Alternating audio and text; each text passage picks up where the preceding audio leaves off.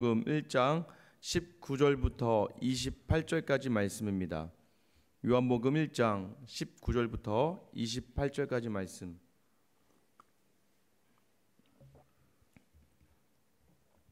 저와 여러분 같이 한 목소리 읽겠습니다.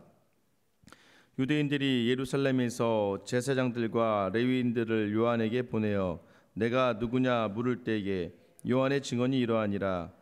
요한이 드러내어 말하고 숨기지 아니하니 드러내어 하는 말이 나는 그리스도가 아니라 한데, 또 묻되 그러면 누구냐 내가 엘리야냐 이르되 나는 아니라, 또 묻되 내가 그 선지자냐 대답하되 아니라, 또 말하되 누구냐 우리를 보낸 이들에게 대답하게 하라. 너는 내게 대하여 무엇이라 하느냐 이르되 나는 선지자 이사야의 말과 같이 주의 길을 곧게 하라고 광야에서 외치는 자의 소리로라 하니라. 그들은 바리새인들이 보낸 자라. 또 물어 이르되 네가 만일 그리스도도 아니요 엘리야도 아니요 그 선지자도 아닐진데 어찌하여 세례를 베푸느냐. 요한이 대답하되 나는 물로 세례를 베풀거니와 너희 가운데 너희가 알지 못하는 한 사람이 섰으니 곧 내 뒤에 오시는 그이라. 나는 그의 신발끈을 풀기도 감당하지 못하겠노라 하더라. 이 일은 요한이 세례 베풀던 곳 요단강 건너편 베다니에서 일어난 일이니라. 아멘. 모든 목사들에게 있어서의 바람은 무엇일까요? 설교를 마치고 또 설교를 하는 중에 성도들과의 이 마주봄에 있어서 감동이 있고 또 은혜를 받고 또 위로를 받고 힘을 얻는 모습들을 바라보고 때로는 그런 격려를 받을 때 참 보람을 느끼는 건 사실입니다. 하지만 많은 목사님들이 아마 계속해서 그 마음속에 싸우고 또 갈등하는 일들은 무엇일까요? 저도 마찬가지겠죠. 저도 계속해서 제가 설교를 한 것에 대한 피드백들을 개인적으로 막 듣고 싶어요.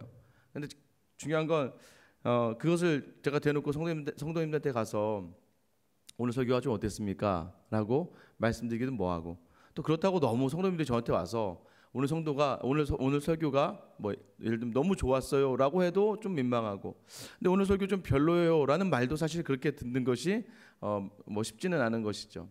모든 그 설교자들에게 있어서 그런 모습들, 또 그런 바람, 다시 얘기하면 또 목사에게 있어서 모든 목사님들이 가지고 있는 모습들은 무엇일까요? 본인이 하는 설교의 말씀을 듣고 성도들이 변화가 일고 또 성도들이 은혜가 있으면 참 좋겠지만, 또 그것마저도 때로는 자신의 교만이라고 생각할 수밖에 없는 일들이 참 많이 있다는 것이죠. 중요한 건 무엇입니까? 그래서요, 우리가 이야기하고 있는 수많은 존경하는 목사님들이 많이 있다는 것이죠. 우리 한국교회에도 우리가 존경할 만한 목사님들이 굉장히 많죠. 근데 중요한 거는 정말 좋은 목사는 어떤 목사일까요? 그냥 한마디로 얘기하면 오늘 본문과 관련돼서 좋은 목사는 예수님을 정말 잘 드러내는 목사가 좋은 목사겠죠. 그래서 오늘 본문은 항상 목회를 하는 사람들에게나 또는 교회 안에서 열심을 내는 사람들에게, 또 교회 안에서 어떠한 일들을 맡겨진 사람에게 있어서는 굉장히 숙연하게 하는 본문일 수 있습니다. 오늘 세례 요한의 이야기가 본문에 등장하죠. 세례 요한이요, 광야 생활을 했던 사람입니다. 광야 생활 속에서 깊게 주님을 묵상하고 주님을 만나고 또 선지자와 같은 삶을 살았습니다. 옷은요 딱 한 벌 낙타 털옷, 밋밋한 낙타 털옷 하나만 있었을 뿐이고요.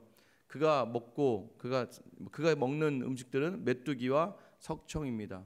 지금이면 보양식이고 몸에 좋은 거지만 매일같이 메뚜기와 석청만 먹는다고 생각해 보시기 바랍니다. 그게 사람이 감당할 수 있는 것들은 아니죠. 그런 세례 요한의 모습을 보면서 사람들은 열광하죠. 그리고 그가 전하는 설교 가운데 사람들이 흥분하고 사람들이 회개하고 돌이키고자 합니다. 그래서 그에게 많은 사람들이 그의 말씀을 듣고 그의 설교를 듣고 변화된 모습을 보입니다. 그것이 무엇입니까? 요한에게 나와서 세례를 받는 거예요. 변화를 작정하고 요한에게 와서 세례를 받습니다.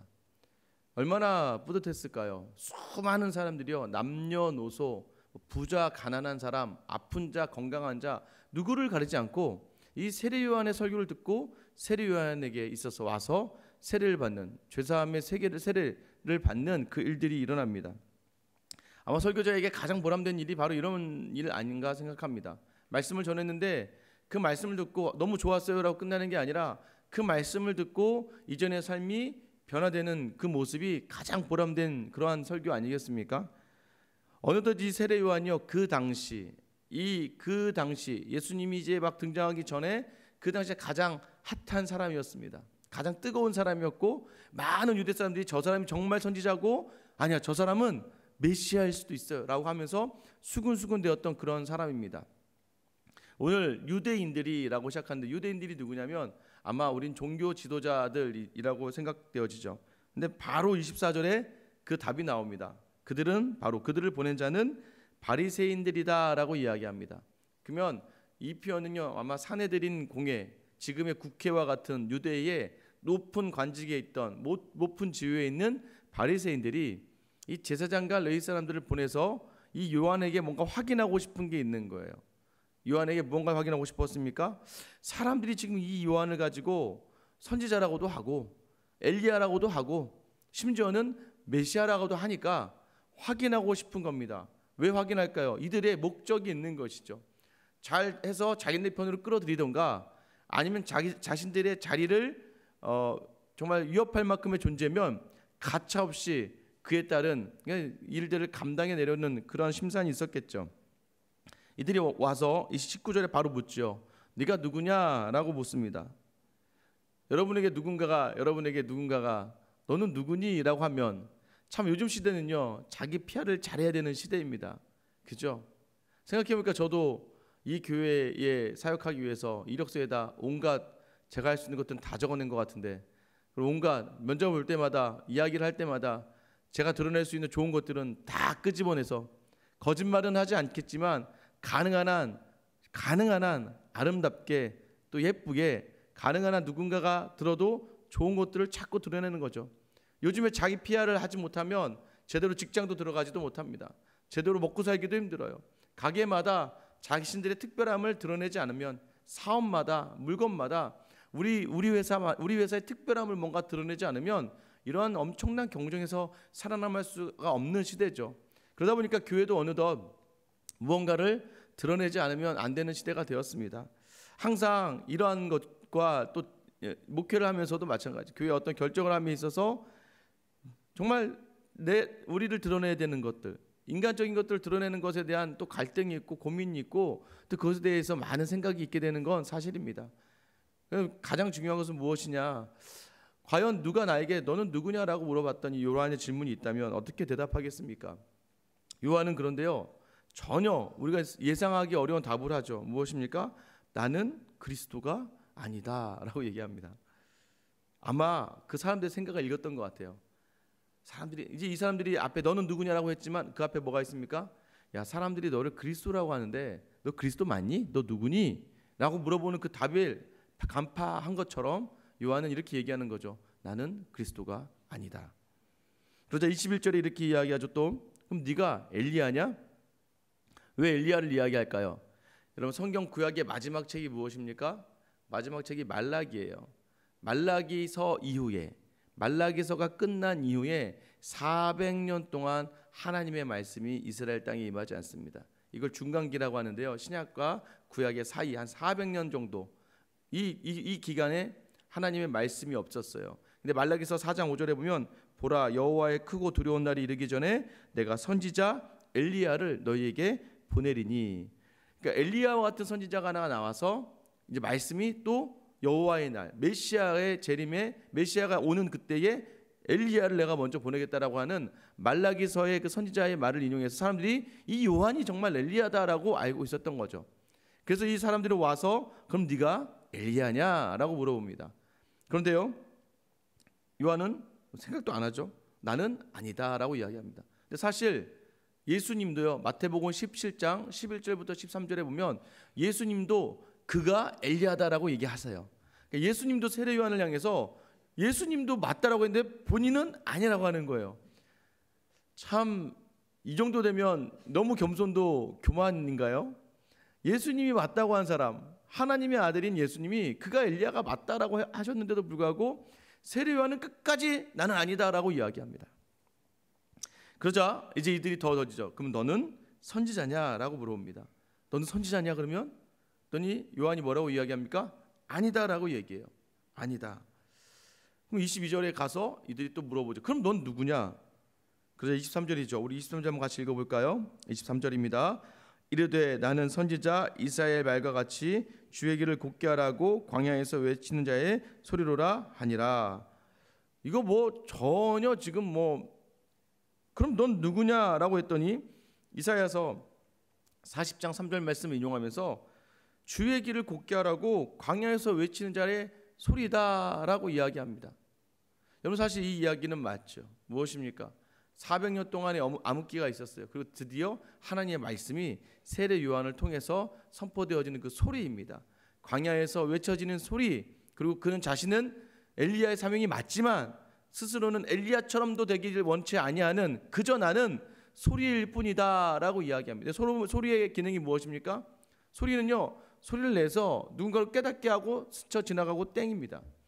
나는 아무것도 아니다. 나는 아무것도 아니다를 자꾸 이 요한이 강조하고 있는 거예요. 그저 뒤에 오실 분의 길을 곧게 하려고 그냥 광야에서 외치는 소리일 뿐이다라고 얘기합니다.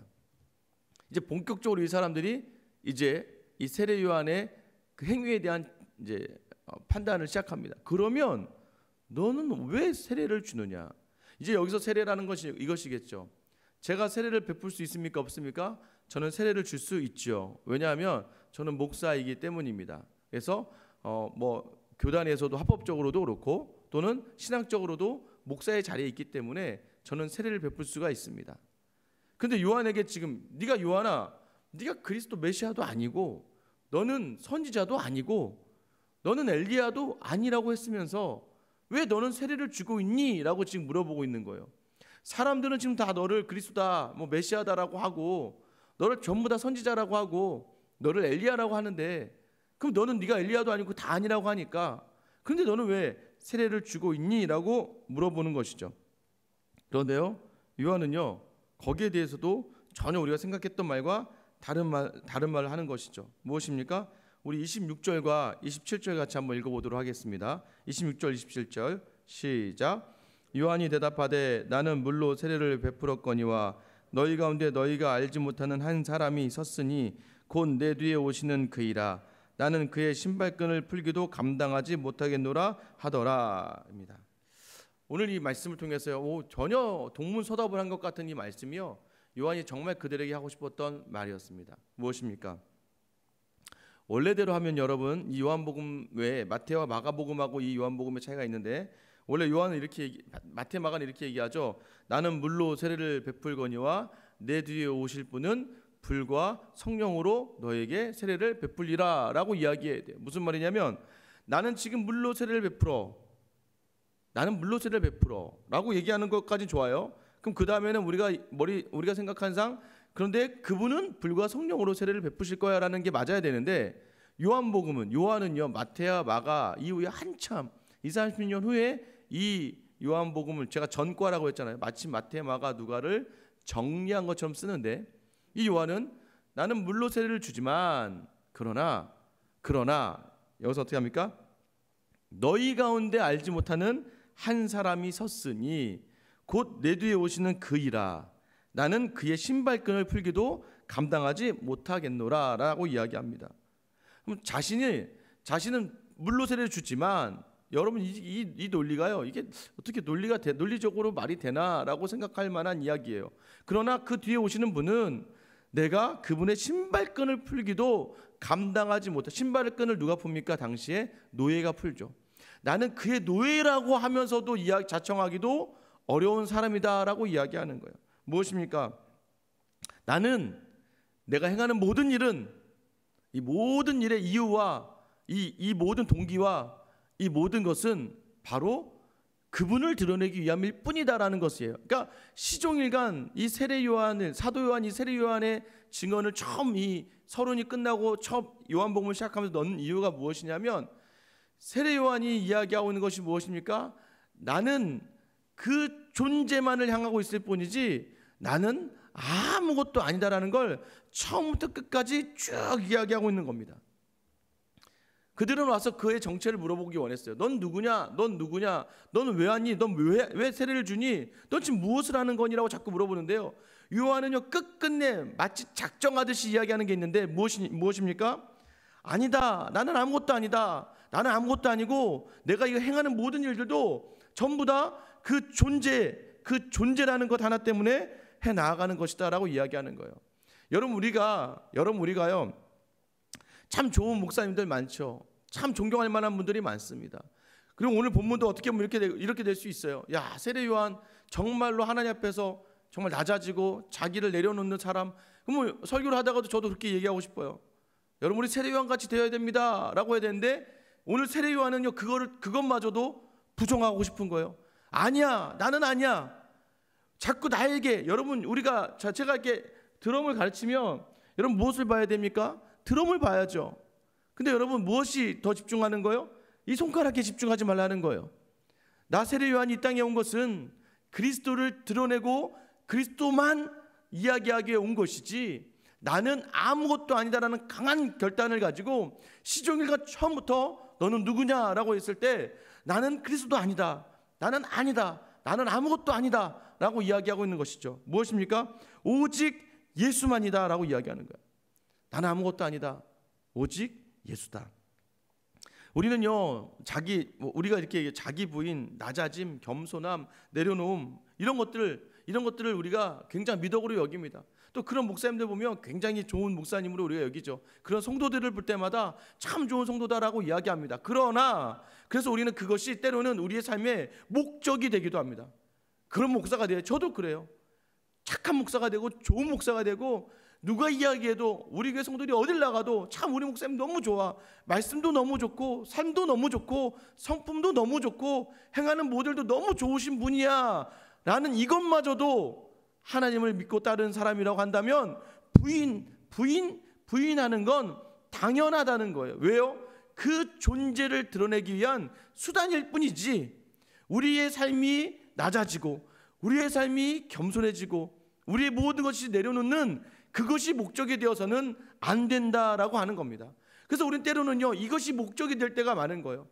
좋은 목사, 겸손한 목사, 남을 섬기는 목사, 자기 것을 희생하는 목사. 그래서 우리는요 때로는 하나님께 나아가야 되는데 그 하나님을 그 좋은 목사님들이 다 가려버리는 겁니다.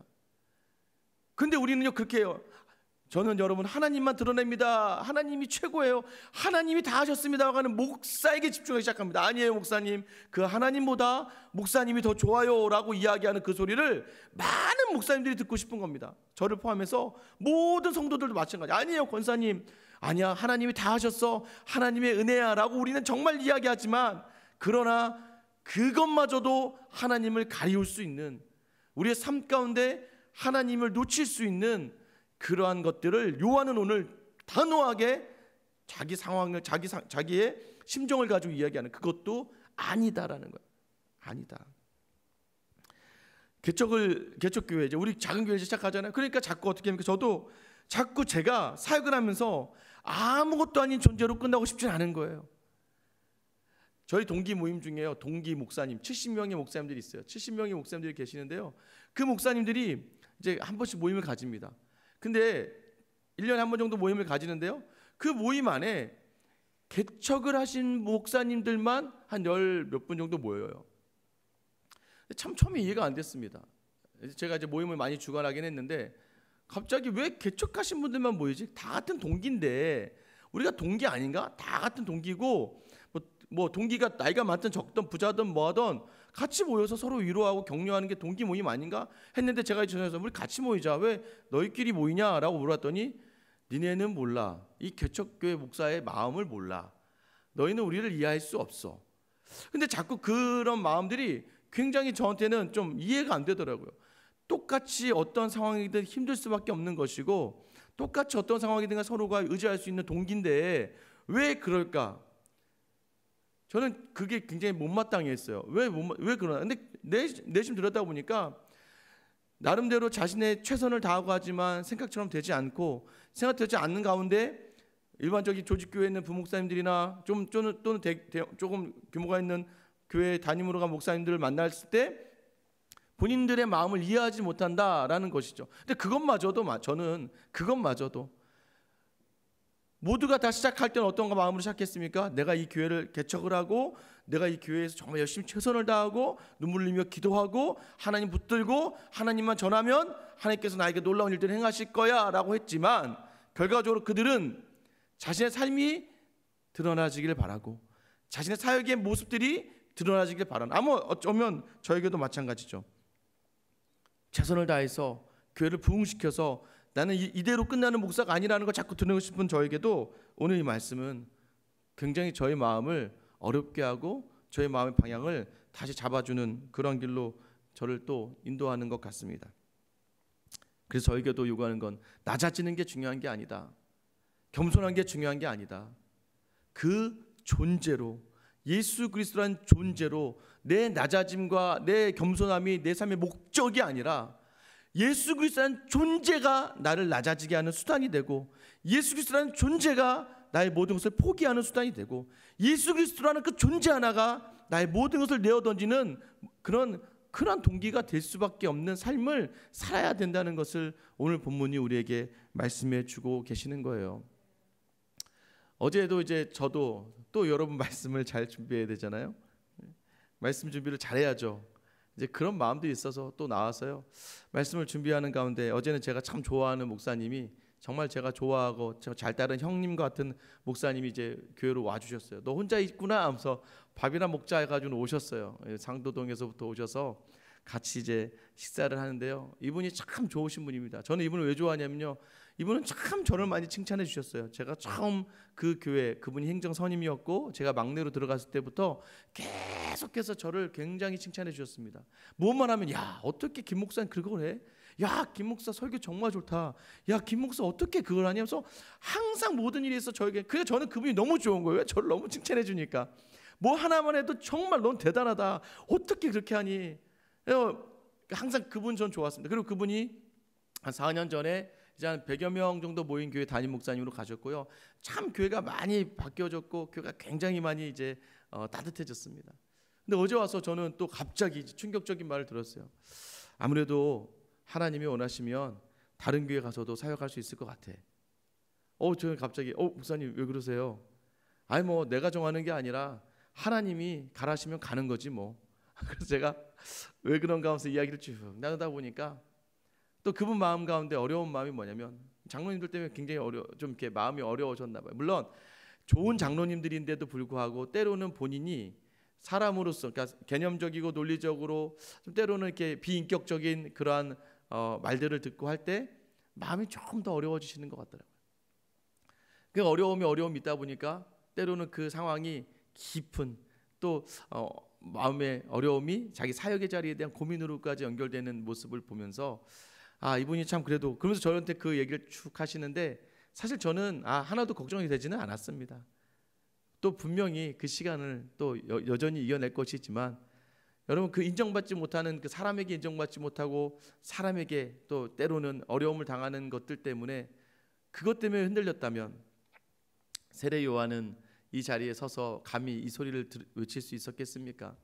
또 그분도 저에게 와서 그런 이야기들을, 그런 본인의 치부와 연약함을 저에게 이야기할 수 있었겠습니까? 아마 오늘 가셨으면 또 바로 회복하셨을 거예요. 그리고 다시 열심히 최선을 다해서 사역의 자리에 감당하실 거라 저는 확신하고요. 또 그분을 제가 이렇게 믿고 따르고 있습니다. 그 마음이 저에게도 전해지는 것 같아요. 그럼 너는 어떠니? 너는 또 무엇을 바라니? 너는 또 어떻게 서기를 바라니? 여러분은 어떻습니까?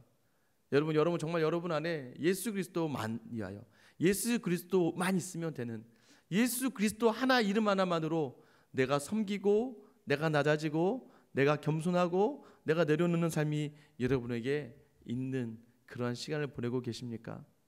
오직 예수입니다. 오직 예수 그리스도면 다 되는 겁니다.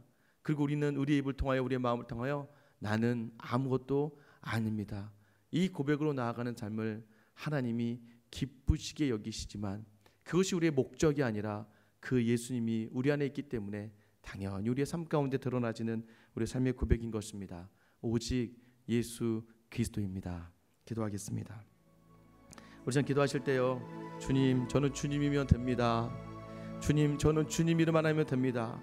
세례 요한이 낙타토롯을 입고 메뚜기와 석청을 먹고 모든 것을 포기하고 모든 것을 내려놓으며 정말 그는 끝까지도 나는 예수 그리스도를 위하여 모든 것을 내어던지는 광야에서 외치는 소리와 같은 아무것도 없는 빛과 소리도 없는 그러한 사람이니까 세례 요한처럼 살아라가 아니라 자기 자신은 세례 요한처럼 살고자 하는 사람이 있는 것만으로도 부담을 가지며 나는 아닙니다, 오직 그리스도이십니다 라고 이야기하는 이 세례 요한의 이 증언을 담은 이 사도 요한의 고백들, 오늘 여기 주신 말씀들, 여러분은 어떻습니까?